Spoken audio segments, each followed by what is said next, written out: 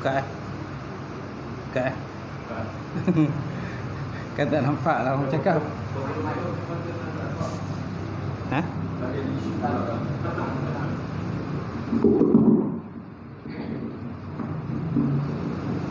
Tutup kan tak nampak pula ada yang cakap mana suruh.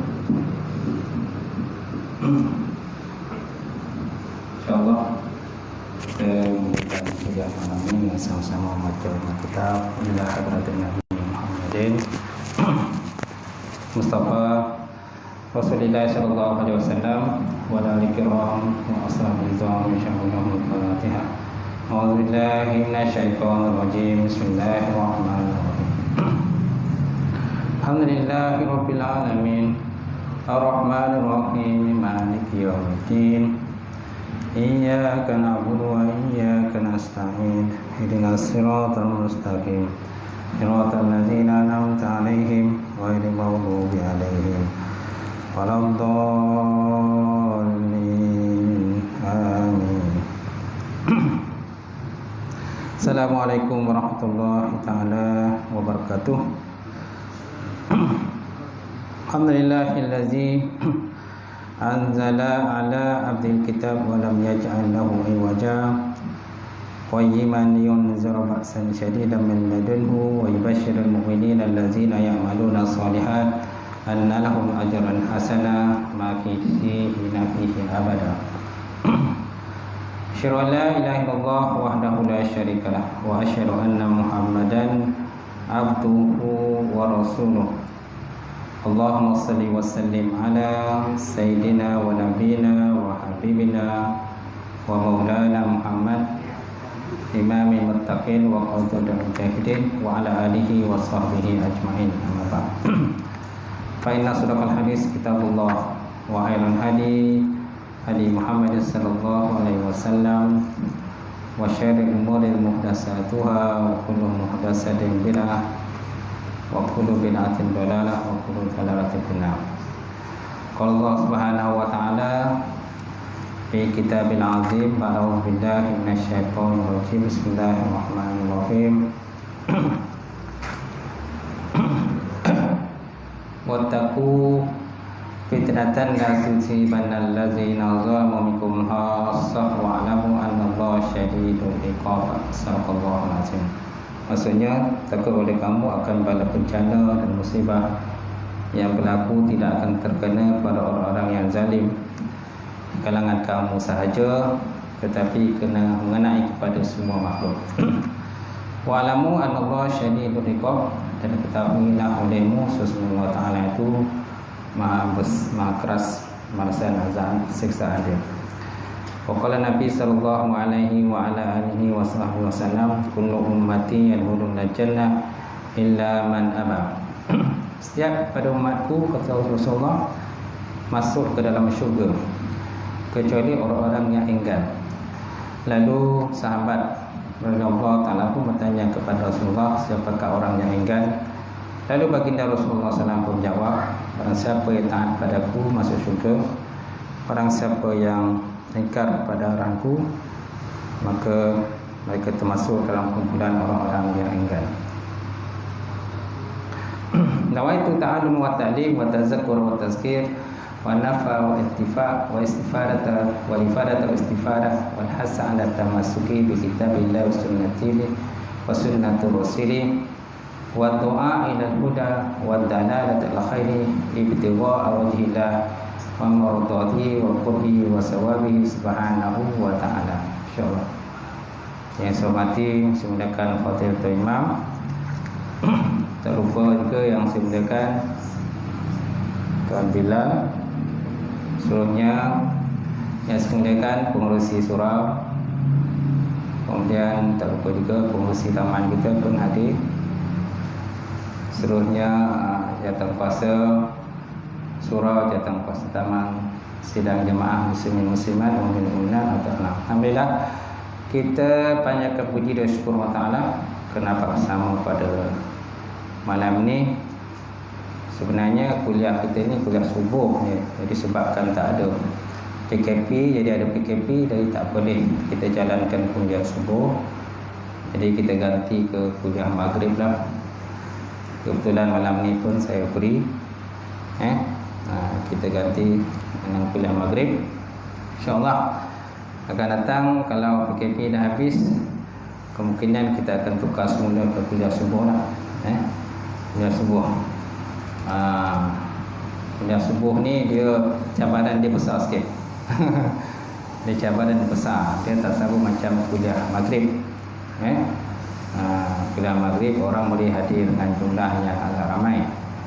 Berbeza dengan kuliah subuh, kehadirannya kurang. Kat situlah sebenarnya dugaan dan cabaran. So kita kena menyahutlah cabaran-cabaran tersebut. Tapi kalau tuan-tuan nak teruskan kuliah maghrib, boleh jugalah. Mana subuh pun kita buat, maghrib pun buat. Ini kena tanya dengan pengurusi besar kita lah, Tuan Haji Mazin. Tuan Mazin boleh haji lagi. InsyaAllah akan datang adalah Haji Mazin tu. Macam tu. Silap-silap besok dapat datuk pula.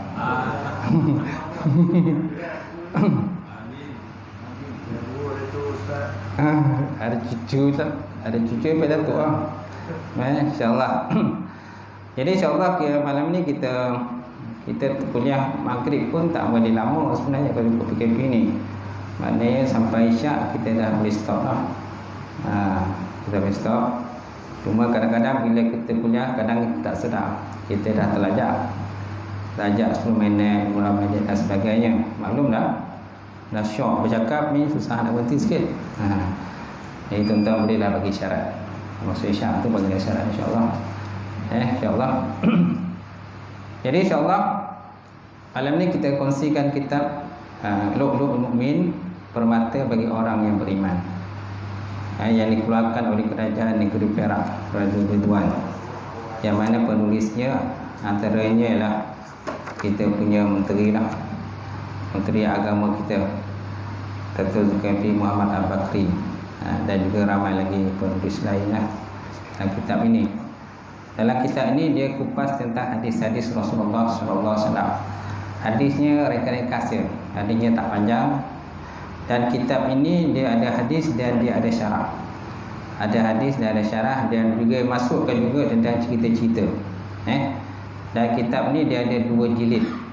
2 jilid kitab ni tuan-tuan, bukan 1 jilid. Kitab permata bagi orang yang beriman, insya-Allah. Jadi malam ni insya-Allah kita kongsikan satu hadis Rasulullah SAW yang berbunyi, yang diterima daripada Abu Sa'id Al-Khudri radhiyallahu anhu, di mana baginda Rasulullah sallallahu alaihi wasallam bersabda, "At-tajiru al-amin, at-tajiru al-aminus suluk ma'an nabiyyin was-siddiqin wasyuhada'i was-shalihin." At-tajiru al-aminus suluk, maksudnya peniaga yang beramanah. Peniaga yang beramanah, jujur lagi benar. At-tajiru al-aminus suluku, peniaga yang beramanah, jujur lagi benar. Ma'an Nabi SAW, bersama mereka itu, bersama dengan para nabi sedikit, dan bersama dengan orang-orang yang sedikit, orang-orang yang benar, wasyuhada, dan berserta dengan orang-orang yang mati syahid, wassalihin, dan berserta orang-orang yang soleh, berserta dengan orang yang soleh. Hadis ini riwayat daripada Imam Tirmizi dalam sunannya, Al-Hakim dalam Mustadrak, begitu juga daripada Abu Sa'id radhiyallahu anhu. Diriwayatkan juga daripada Ibnu Majah dalam kitab Sunan, Al-Hakim dalam Al-Mustadrak, daripada Ibnu Umar radhiyallahu taala anhu. Cuma hadis ni agak dhaif sikit. Hadis ni dhaif. Tetapi walaupun dia ada dhaif, tetapi bukan bermakna kita tidak boleh beramal. Cuma dalam bab kita berhujah, dalam bab fiqh ni kita lebih dalam bab hadis sahih. Cuma tapi kalau dalam bab amaliyah, untuk kita beramal untuk diri kita sendiri, maknanya kita boleh beramal dengan hadis sahih dan dhaif, tapi jangan sampai pada tingkatan yang sangat dhaif. Ataupun hadis maudhu'. Hadis maudhu' ni ialah hadis yang direka cipta sendiri, hadis palsu lah. Lepas tu memang tak bolehlah kita beramal langsung.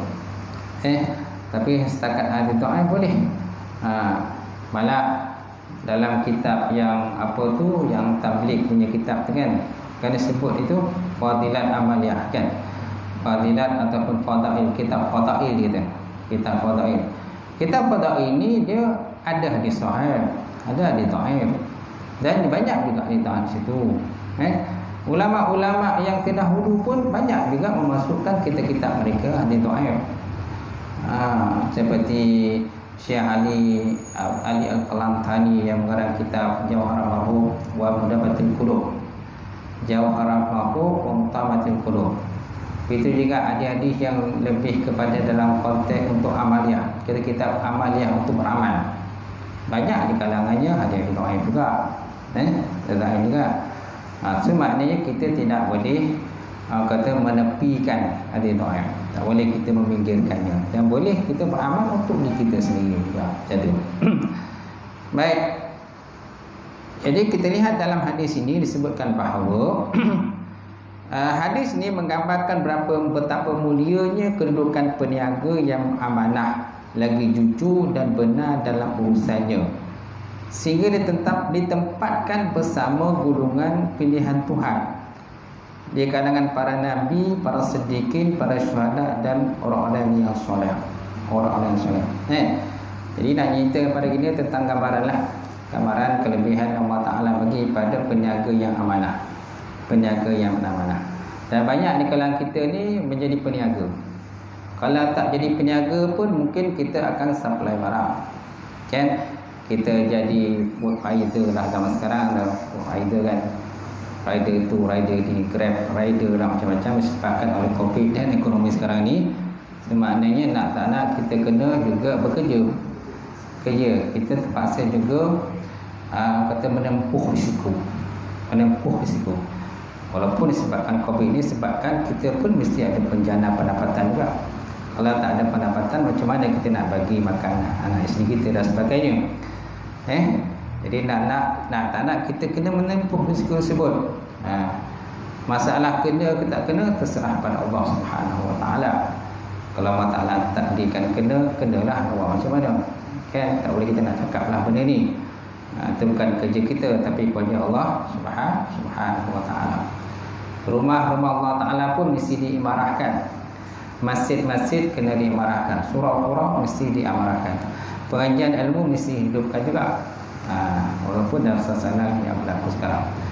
Dan banyak keperanan ialah peniaga yang banyak keperanan. Kalau kedai ditutup, apa terjadi tuan-tuan? Kedai ditutup, apa terjadi? Suatu minggu kita tak akan dapat barang makanan. Tak dapat makanan. Jadi nak tak nak, mana peniaga kedai dibuka. Tapi kalau SOP adalah apa ditentukan macam tu. Oleh itu peniaga mesti orang yang amanah.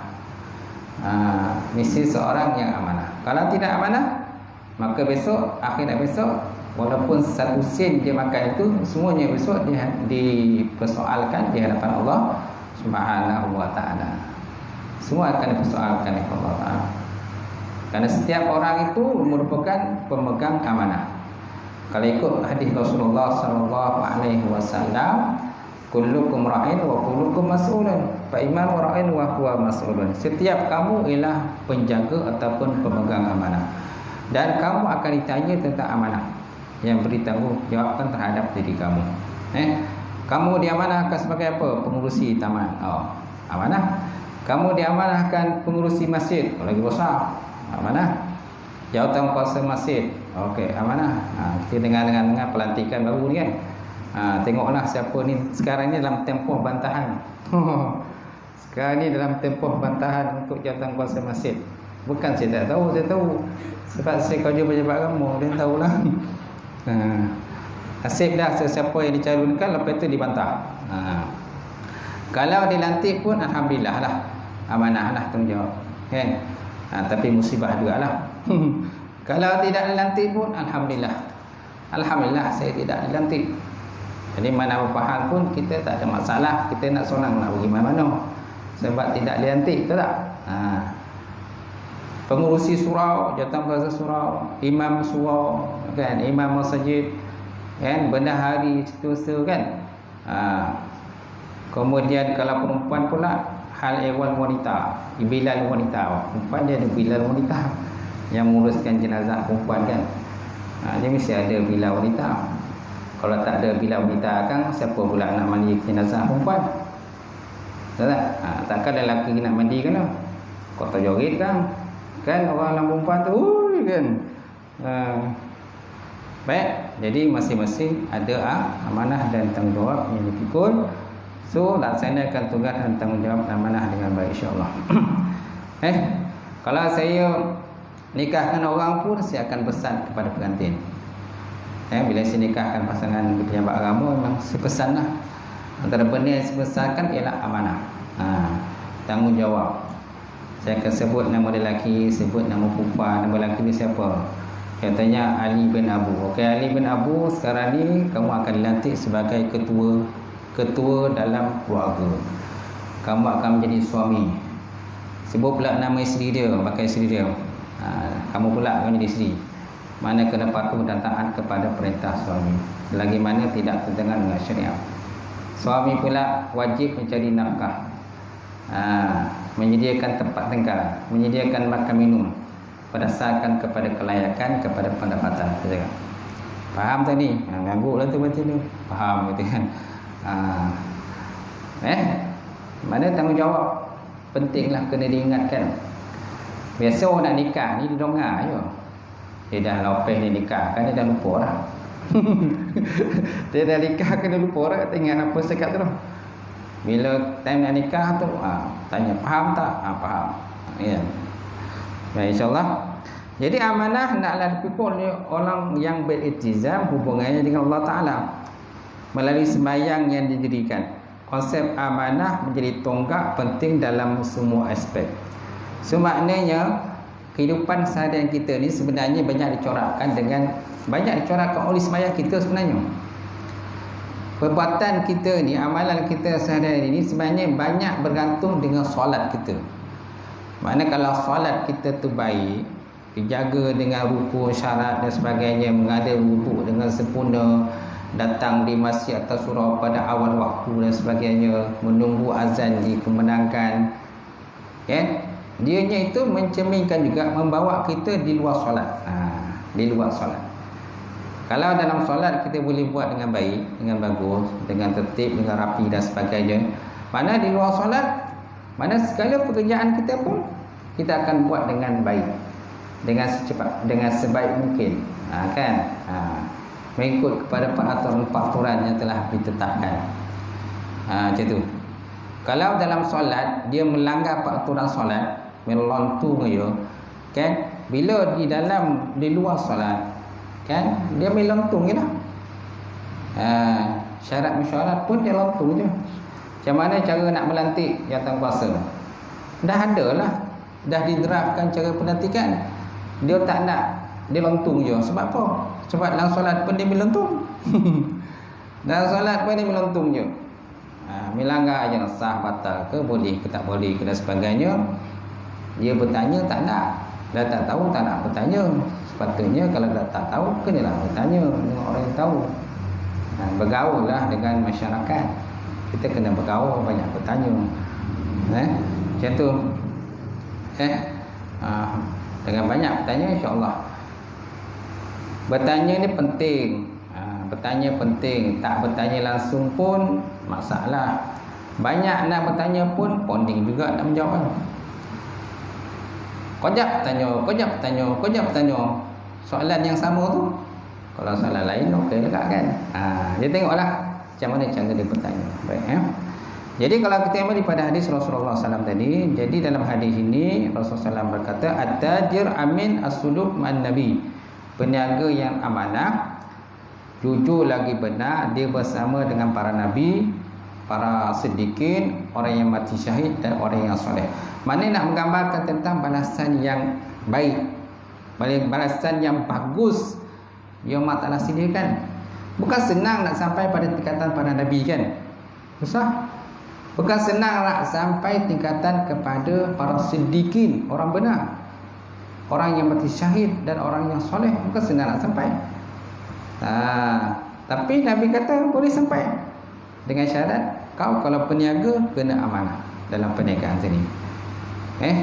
Kalau ambil di orang tu pastikan dipulangkan dengan jumlah yang betul. Kemudian jangan nipu dalam perniagaan, jangan menipu. Maknanya kalau zaman Nabi itu, Nabi pernah tangkap seorang peniaga yang mana dia mencampurkan benda yang basah dengan benda yang kering. Yang atas kering tapi yang di bawah tu basah. Nampak? Itu penipuan lah dalam perniagaan. Penipuan dalam perniagaan. Banyak sekarang ni kan. Banyak sekarang ni peniaga-peniaga yang menipu dalam perniagaan. Kenapa? Kerana salah satunya ialah untuk nak cepat untung lah. Kena cepat untung, nak dapat kaya, jadi buatlah penipuan. Kalau tak untung, kalau tak tipu kan, lambilah kaya lah. Macam tu. Tapi sebenarnya kekayaan itu, tapi kalau duit kita tuan-tuan, kalau banyak pun tak ada berkat pun tak guna juga. Betul tak? Kita nak duit kita tu berkat, banyak berkat dan sebagainya. Tak guna kalau duit kita tu keuntungan dia besar, tapi tidak ada keberkatan pada duit tu. Tengok macam mana kalau orang berniaga tu, dia mendapat keuntungan yang besar, tapi tidak ada keberkatan pada keuntungan sebab ada penipuan. Akhirnya ke mana? Perniagaan dia. Akhirnya perniagaan dia akan jatuh juga. Satu hari nanti dia akan jatuh. Apalagi kalau menipu dalam pekerjaan. Rasuah sini dan sebagainya. Dengan pangkat kedudukan digunakan tu untuk mengambil rasuah, mengambil duit orang.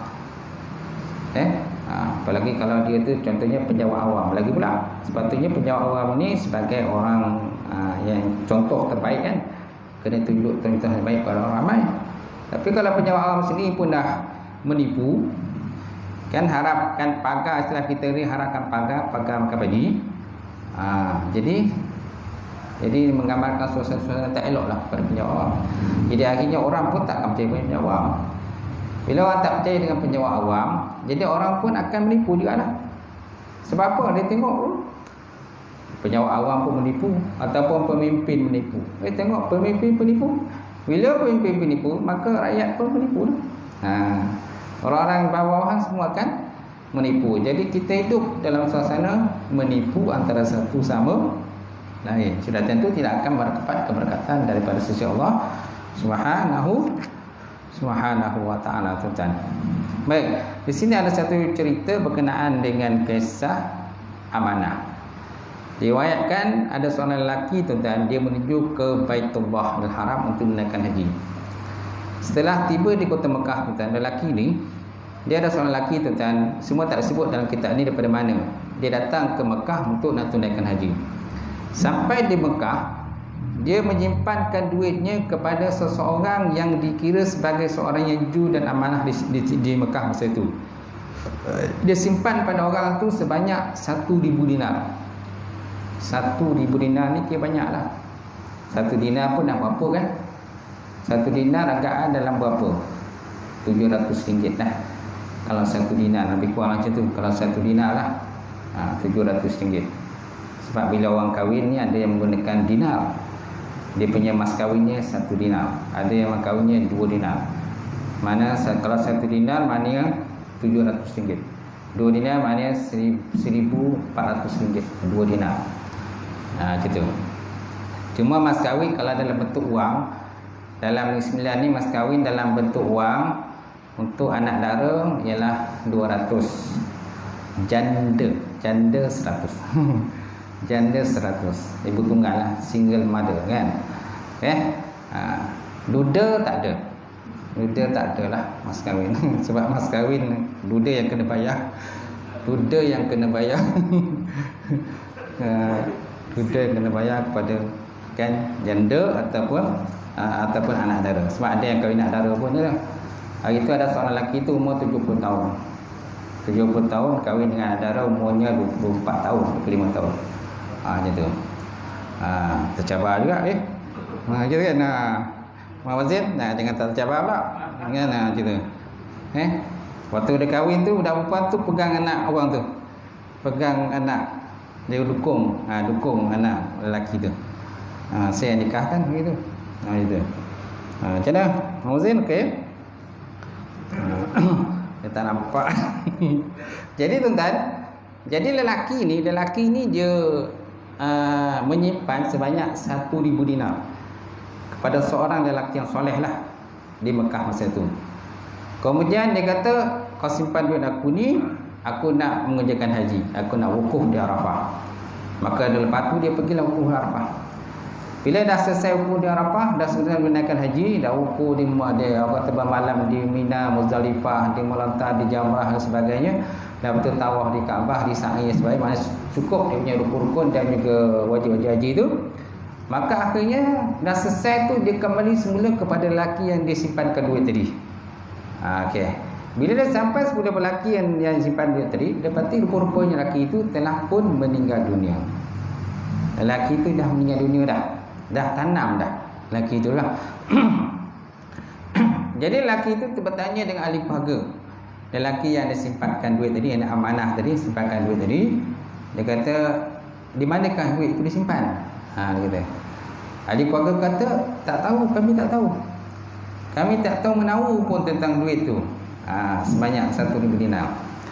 Jadi akhirnya tuan-tuan, orang kaya tadi pun dia pun belalah dia tu, macam mana nak buat ni duit ni 1,000 dinar yang telah pun diminta simpan pada orang tu, tetapi orang tu dah meninggal dunia, tak dia tak nak meninggal, kena buat macam mana kan. Kemudian dia pula, orang yang simpan duit tadi, dia tak beritahu di keluarga dia kat mana duit itu disimpan. Masya Allah. Lalu akhirnya dia pergilah berjumpa dengan seorang ulama di Mekah masa tu, dan dia bertanya dengan ulama tu tentang pandangan dia. Lalu ulama itu berkata, nanti di tengah malam, dia kata, pergilah kau ke perigi air Zam-Zam. Pergi ke perigi Zam-Zam dan lihat ke dalam perigi. Kemudian panggillah nama si fulan itu. Jika dia termasuk dalam penghuni syurga, maka dia akan menjawab panggilanmu. Gitu. Kalau dia termasuk di syurga, sudah tentu dia akan menjawab panggilan dia. Maka akhirnya lelaki tadi pun, yang kaya tadi pun, dengarlah cakap ulama tadi, lalu dia pun pergilah malam tu ke pergi Zam-Zam. Sampai ke pergi Zam-Zam, dia memanggil nama lelaki yang kaya, yang menyimpan, yang disimpan duit tadi lah. 2-3 kali dia panggil, tetapi tiada siapa pun yang menjawab. Senyap kan, tak ada sambutan apa-apa. Pada keesokan laginya tuan-tuan, orang kaya tadi pergi semula berjumpa dengan ulama tadi dan menceritakan apa yang berlaku. Dia kata tak ada apa yang berlaku lah, saya dah panggil nama si Ali tu, dan si Ali lah yang disimpankan duit tu, tapi tak ada apa-apa. Senyap macam tu. Mendengar khabar tadi tuan-tuan, ulama tadi mengucapkan istirja. Apa makna istirja? Istirja maksudnya inna lillahi wa inna ilaihi rajiun. Inna lillahi, masya-Allah, dia kata kan, inna lillahi wa inna rajiun. Kenapa boleh menjadi macam tu, dia kata. Maka lelaki ulama tu kata, aku khawatir, dia kata, jangan-jangan kemungkinan kan lelaki itu bukan termasuk dalam penghuni syurga. Kemungkinan dia tak termasuk dalam penghuni syurga. Okey, sekarang ni saya cadangkan kau pergilah ke negara Yaman. Di sana ada satu perigi namanya Perigi Barhud. Yang pernah dikatakan perigi ini merupakan satu mulut daripada mulut pintu neraka, mulut neraka Jahanam lah. Pergi ke sana.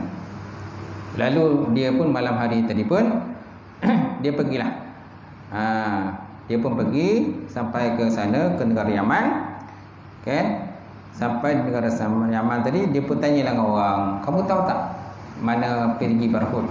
Dia tanyalah orang tua ni dan sebagainya. Oh, tempatnya di sini. Lalu lelaki kaya itu pergilah ke Perigi Barhud tadi. Sampai di Perigi Barhud, maka dia memanggil nama nama lelaki tersebut. Kau sampai pergi tu, mana sebelum tu ulama tu kata, sampai ke sana kau panggillah. Sampai ke pergi tu, panggillah nama lelaki tu, yang kaya, yang lelaki yang kamu simpan duit tadi. Jadi malamnya tadi dia pergilah ke Perigi Barhud, lalu memanggil nama orang yang pernah menerima barang simpanannya tadi. Maka dengan serta-merta orang itu menjawab, orang kaya itu bertanya, di manakah engkau simpankan wang emas dinar aku?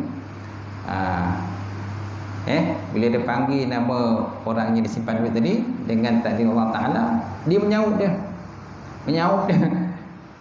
Dalam pergi berahut tadi. Orang yang mati itu. Lalu dia tanya, "Kat mana kau simpan duit dan dari tu?" "Duit apa?" "Duit dah gitulah." "Oh, ya ke? 1000 dirham tu kau?" "Oh, 1000 dirham," dia kata. "Yalah, 1000 dirham tu kau letak ke mana?" Maka orang itu menjawab, "Aku menyimpannya di suatu tempat di rumahku. Dan aku tak percaya kepada sesiapa pun, sekalipun anakku sendiri," dia kata. Itu sebabnya ahli keluarga dia tak tahu. Itu sebab ahli keluarga dia tak tahu di mana duit itu disimpan. Rupa-rupanya orang yang diamanahkan tadi, lelaki yang diamanahkan tadi, rupanya dia tak ceritakan pada anak bini dia di mana duit itu disimpan. Aku tak percaya kepada siapa pun, sekalipun kepada anakku sendiri. Sekarang pergilah kau ke tempat itu dan galilah di situ. Nescaya engkau akan menemui akan dinarmu semula. Macam tu. Maka dia pun, kemudian orang kaya itu bertanya, "Apakah menyebabkan engkau berada di sini? Kenapa engkau berada dalam pergi berhut ini? Bukankah pergi ini adalah pergi untuk lubang neraka? Sedangkan engkau orang yang baik, dan kami semua bersangka baik dengan engkau. Kau seorang yang baik, seorang yang amanah." Maka orang itu menjawab, "Aku mempunyai seorang saudara perempuan yang miskin, dan aku tidak mempedulikannya dan bertanyakan hal keadaannya, serta tidak merasa kasihan belas kepadanya. Maka kerana itulah aku dicampakkan dalam ini. Allah Ta'ala menyaksiku di sini dan menempatkan aku dalam neraka Jahannam." Masya Allah. Nampak? Dari sini kenapa kita maknanya nak bagi mesej pada kita lah. Bagi mesej pada kita, maknanya kita kena ambil tahu jugalah tentang sahabat kita, jiran kita, sesaudara kita dan sebagainya. Kalau seandainya mereka ada susah dan sebagainya, kan, adik-beradik kita ada susah, cubalah bantu setakat mana yang kita boleh bantulah. Sebab kita ni pun bukannya orang senang pun. Masing-masing pun orang kata cukup makan tak? Masing-masing pun cukup makan dia. Tapi tak nak, kita cubalah bantu setakat mana kita boleh bantu. Nampak tak? Itu sebabnya Rasulullah pernah bersabda, "La yadkhulul jannah qati'ur rahim." Tak masuk syurga orang yang memutuskan hubungan silaturahim. Nampak tak? Macam tu. Jadi kemudian lelaki itu tuan pun baliklah. Dia balik semula ke Mekah, sebab dia ke Mekah kan asalnya, dia simpan duit tu. Daripada Yaman tu dia pergi ke Mekah balik. Masya Allah, jauh tu. Sampai sana akhirnya dia pergi jumpa ahli keluarga yang diamanahkan tadi. Maka dia cari dan gali dan dapat semula duit dia. Macam tu. Jadi mungkin masa tu tak ada bank. Bank tak ada. Jadi simpan duit. Macam kita dulu kan colah bantar kan. Simpan duit colah bantar je. Colah bantar, colah tilam, colah tu dan sebagainya. Kalau perempuan pula ada jenis simpan duit kat sini. Dekat dia punya coli tu. Bila nak bayar kan aku lah duit betul kan. Tapi perempuan kita tak ada lah. Muslimah yang baik dia tak ada macam tu. Itu dululah zaman-zaman jahiliah kan. Zaman jahiliah dulu ada yang macam tu, simpan duit dekat dia punya tu je. Bila nak bayar kan dia keluarkan duit ni. Kita pun rasa serba salah, nak ambil ke tak ambil duit ni. Nak ambil ke tak duit dia bayar kan. Sempat dia simpan duit ke situ. Masya Allah kan. Okey. Allah alam. So kita masuk kitab ni pula, insya-Allah. Masa kita dah singkat ni. Sampai soalan berapa tuan? Ada. Ya, ada kitab bersama. Soalan 70 tak? Soalan 70 muka surat 50. Okey, soalan 70 muka surat. Soalan 70 muka surat 50 insya-Allah. Okey, apakah persoalan yang ke-70? Saya ingin mengetahui tentang hari semua manusia dihisap di akhirat kelak. Adakah hari tersebut hanya sehari ataupun banyak hari? Ini persoalan yang bagus. Saya ingin mengetahui tentang hari semua manusia dihisab di akhirat besok. Adakah hari tersebut hanya sehari ataupun banyak hari? Jawapannya, hari hisab hanya satu hari, tetapi sehari di akhirat sama kadarnya ialah seperti 50,000 tahun di dunia. Hari hisab hanya satu hari, tetapi sehari itu sama kadarnya 50,000 tahun di dunia. Sebagaimana firman Allah Subhanahu wa taala dalam Quran surah Al-Ma'arij ayat 1 hingga 4. Sa'ala sa'ilun bi'azabin waqi' lil kafirina yasalahu dafi' minallahi dzil ma'arij ta'rujul malaikatu wa ruhu ilaihi fi yawmin kana miqdaruhu 50,000 sanah. Sadaqallahul azim. Sa'ala sa'ilun bi'azabil waqi'. Salah seorang daripada orang kafir Mekah bertanya bilakah kedatangan azab yang dijanjikan. Sa'ala sa'ilun bi'azabil waqi'. Bertanyalah salah seorang daripada orang kafir. Dia bertanya itu pun mengejek. Orang kafir ni kalau tanya ni, dia bukan tanya ikhlas. Dia tak tanya ikhlas. Dia tanya itu mengejek. Tak silap nama lelaki itu, nama lelaki ni Nadar bin Haris. Tak silap namanya lah, tersebut dalam kitab tafsir. Namanya Nadar bin Haris. Dia seorang kafir musyrik Mekah. Saya tahu dia tanya tentang pasal kiamat lah kepada baginda Rasulullah sallallahu alaihi wasallam. Sa'ila sa'ilun bi'azabil waqi'. Salah seorang, mana Nadar bin Haris, di kalangan kafir Mekah, dia mengejek, bertanya sambil mengejek. Minta kedatangan azab yang dijanjikan akan berlaku. Lil kafiri laisa lahu dafi'. Azab yang disediakan untuk orang-orang kafir. Tiada siapa pun dapat menolak kedatangannya daripada Allah yang menguasai tempat turunnya naik. Minallahi zil ma'arij. Daripada Allah Ta'ala itu yang mempunyai tempat-tempat naik. Pemasuk tempat naik ini, ada ulama tafsir menyatakan tempat naik ini adalah lapisan langit. Lapisan langit-langit itu dikatakan tempat naik. Mana malaikat naik melalui lapisan-lapisan langit. Berjumpa dengan Allah Subhanahu wa taala untuk mengambil segala perintah-perintah dan urusan-urusan yang manahkan kepada para malaikat. Ta'rudul malaikatu ruhi ilaihi fi yawmin kana miqdaruhu 50,000 sanah. Yang dilalui oleh malaikat-malaikat dan Jibril ke tempat pemerintahannya untuk menerima dan menyempurnakan tugas masing-masing, terutama pada satu masa yang adalah tempohnya dirasai oleh orang yang bersalah sungguh panjang, kerana banyak hitungan hisab dan berat soalan jawapannya. Kalau kita lihat terjemahan yang asalnya, naik turun malaikat tadi dan juga ruh, mana Jibril, ilaihi kepadanya Allah Ta'ala, fi yaumin dalam satu hari, kerana miqdaru adalah kadarnya ialah 50,000 sanah, sebanyak 50,000 tahun. Sebanyak 50,000 tahun. Okey. Berkenaan ayat ni tuan, dia ada dua tafsiran ulama. Ayat ni dia ada dua tafsiran.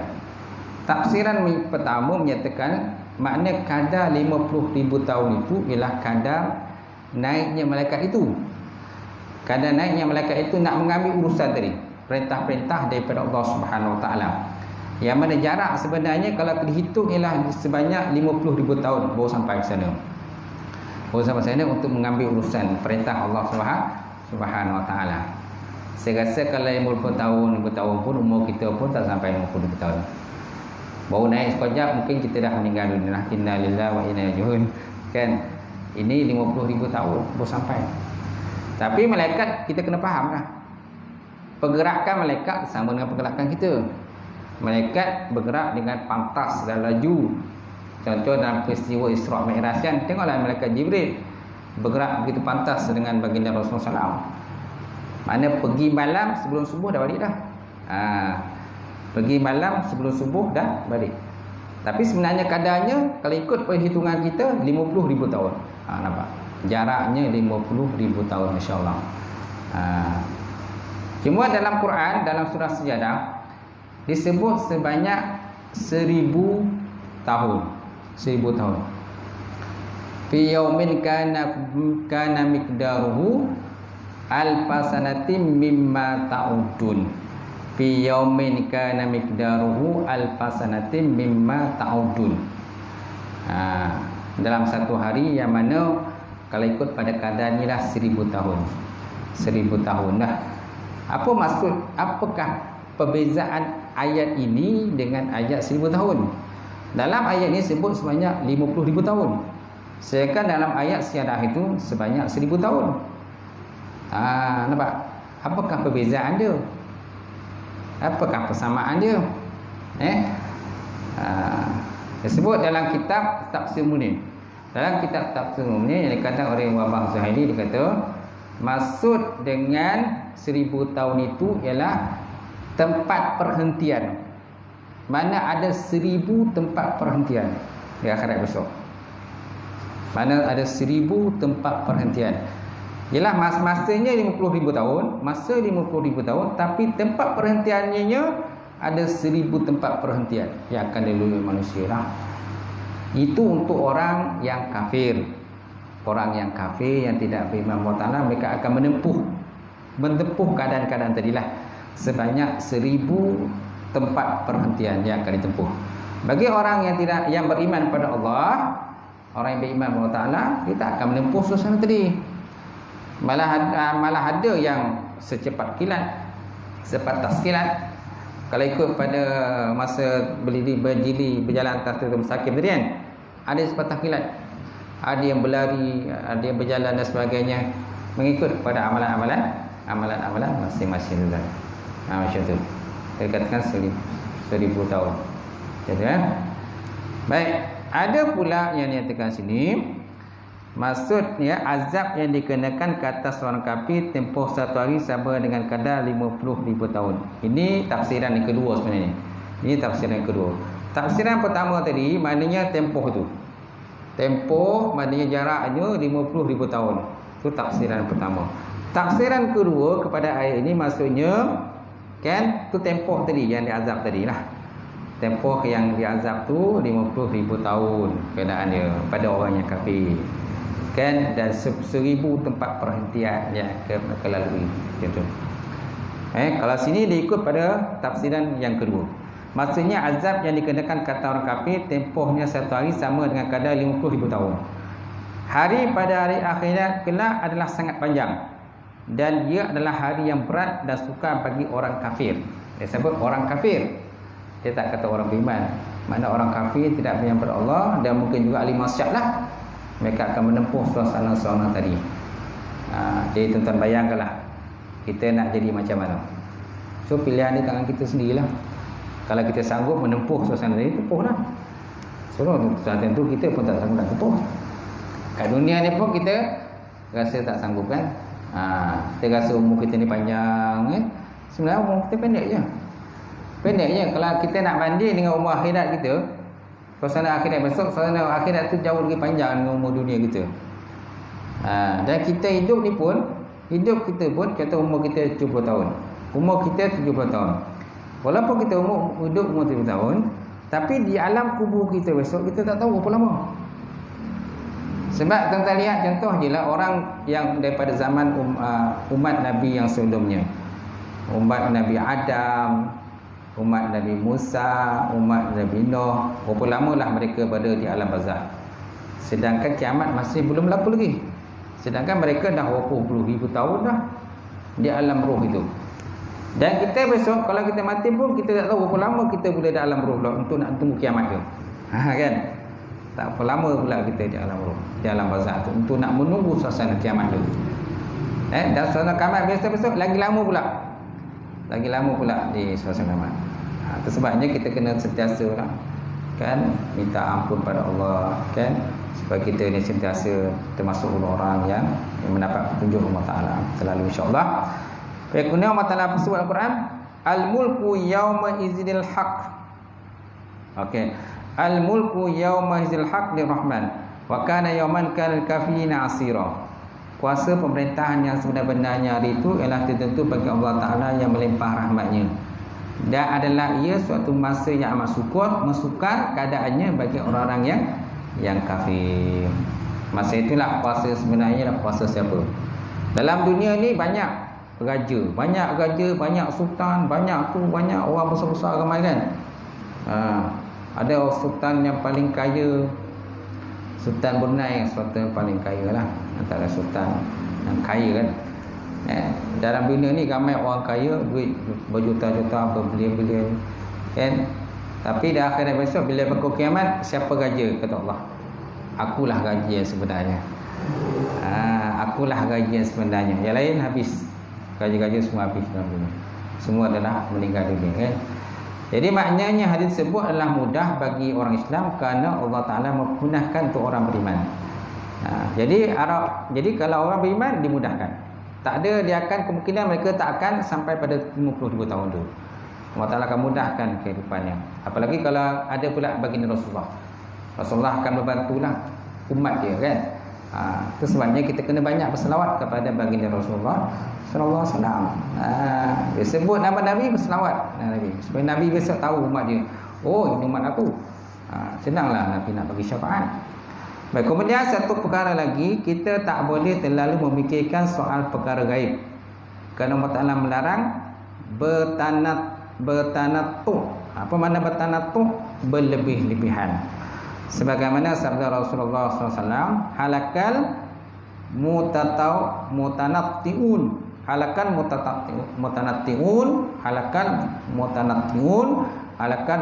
mutanatti'un. Binasalah orang yang berlebih-lebihan, binasalah orang yang berlebih-lebihan, binasalah orang-orang yang berlebihan.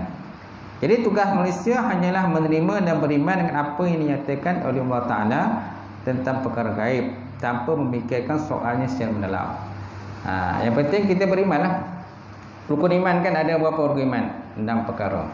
Rukun iman ada perkara. Pertama, percaya pada Allah, percaya pada Rasul, percaya pada malaikat, percaya pada kitab-kitab, percaya pada kiamat, percaya qada dan qadar kan. Ada 6 perkara. 6 perkara tu pun kadang-kadang orang bila sebut seorang tunggal langgang. Yang depan, belakang ke belakang. Jadi kan. Saya ingatlah saya jadi antara penemu duga halal tu. Sesiapa yang penyembelih nak dapat janji halal kan, dia nak dapat janji halal, dia ada sesi temu duga. Salah satu temu duganya ialah soalan bertulis tu, dia kena jawab. Lepas tu kena praktik sembelih ayam. Praktik sembelih seekor, seorang seekor, paling tidak pun seekor ayam lah kena sembelih. Lepas tu dia ada ujian syafawi. Syafawi ni ujian lisan. Mana soal lah tanya rukun sembahyang, rukun puasa kan, rukun iman, rukun Islam kan. Subuh sembahyang tak tadi. Pasal itulah takbir jawab takbir. Sembahyang tak subuh ni? Tak Ustaz. Tak dia kata. Mana tak sembahyang lah tu. Mana sembahyang kadang ya, kadang sembahyang kan sembahyang. Jarang-jarang Ustaz kata. Jarang-jarang. Bila dah sembahyang jarang-jarang, bila kita tanya tentang baca orang kata kunut subuh. Cuba baca kunut subuh. Dahlah sembahyang jarang-jarang. Suruh pula baca kunut subuh sebab soalannya termasuk dalam tu. Antara soalannya lah sila baca kunut subuh dia tu. Kita kena suruh tanya lah baca. Suruh baca. Memang tak fair lah. Sebab dah subuh jarang-jarang. Kalau dapat pun yang depan ke belakang, belakang ke depan. Itu juga dengan rukun iman Islam dia ke depan belakang je tu lah. Jadi tugas manusia tu tak hanya menerima dan beriman dengan apa yang dinyatakan. Penting kita ialah percaya dan beriman perkara gaib di benda berlaku. Perkara yang alam akhirat tak sama di dunia. Sekalipun ada benda-benda yang punya nama yang sama. Jadi tugas kita adalah beriman dengannya dengan penuh yakin dan percaya. Tugas kita hanya beriman. Nak tanya lebih-lebih kemungkinan kita tak tahu. Sebab benda itu tak banyak dinyatakan, tak banyak dikisahkan, tak banyak diceritakan oleh para nabi dan para rasul. Tak banyak diceritakan. Apalagi tentang alam ruh pun tak banyak diceritakan.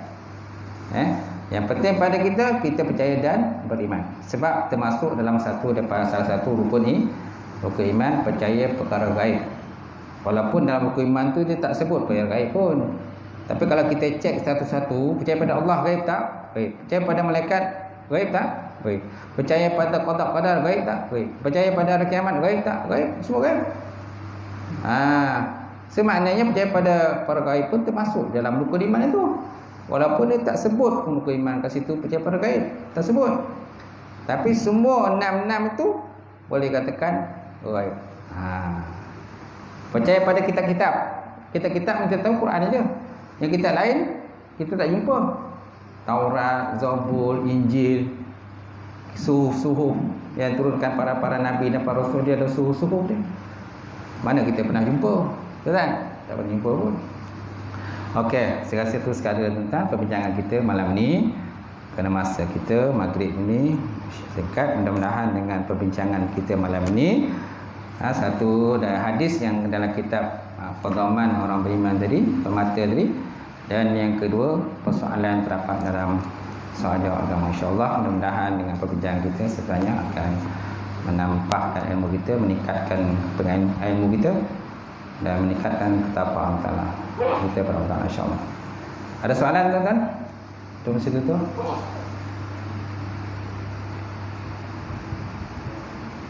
Tak ada. A'udzubillahi minasyaitonir rajim. Bismillahirrahmanirrahim.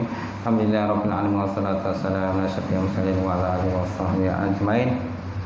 Allahumma zidna ilman nafi'a wa qina as-sadiqa wa lam taqabbal rizqan halalan mubarakatan katsira wa siyana fatai alim lana qulubana bi nuri ma'rifataka wa ta'ala al-arifin. Allahumma faqina bidin, Allahumma faqina bidin. Allahumma ja'al hadza jam'an marhuma wa tafarraqna min ba'di tafarruqan ma'suma. Rabbana atina fid dunya hasanah wa fil akhirati hasanah wa qina azabannar. Subhana rabbika rabbil izzati amma yasifun wa salamun alal mursalin walhamdulillahi rabbil alamin. Qabbalallahu minkum.